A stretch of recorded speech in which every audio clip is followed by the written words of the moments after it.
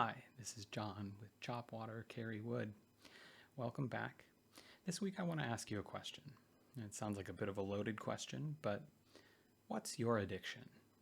Now, again, a loaded question, right? What's your addiction? It assumes you have an addiction.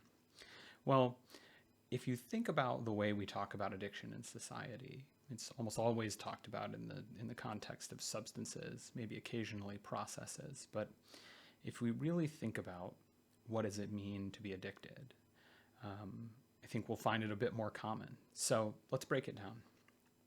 What is an addiction? And that's any behavior that we do to avoid something negative or to produce something positive, which we have a difficult time giving up if we try to give it up.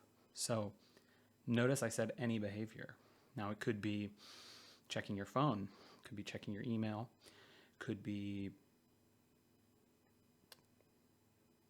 working too much, right? It could be, trying to make more money. It could be money. It could be political power.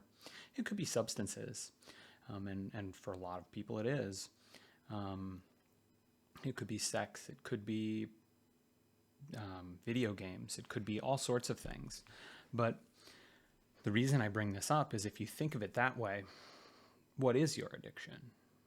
All of us have something we do, at least one thing, if not many things we do to help us feel better or to stop us from feeling miserable or uncomfortable that we do repetitively, and we can't give up despite knowing that we do it too much or that we shouldn't do it as much as we do, right? Maybe it's compulsively checking your email on your phone when you should be playing with your kids. Maybe it's having a drink with dinner. Maybe it's, playing video games or, trying to work extra overtime to make more money. There are all sorts of things that we are sort of pulled into. So what's your addiction? I think is the more interesting question. And then what is our addiction? What are our addictions? What are they pushing us towards or pushing us away from? And when we ask these questions, I think that gives us a much more interesting thing to talk about. I mean, there's nothing more frustrating in being a helper of struggling people than someone saying, "Well, I'm not an addict.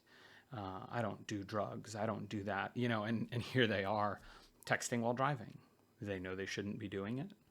They know it could hurt someone or kill someone, and yet when they try to stop, they can't. And ostensibly it's achieving something for them. Something about that text message couldn't wait until they were no longer driving their vehicle. So again, what's your addiction? Not are you addicted, but what is it?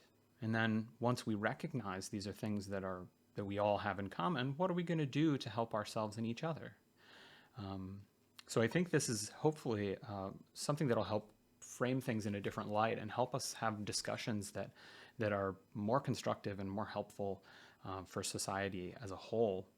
And hopefully, at the very least, help you have some self-compassion, help you contextualize, give yourself a bit of a break on some of the things that you're really struggling with.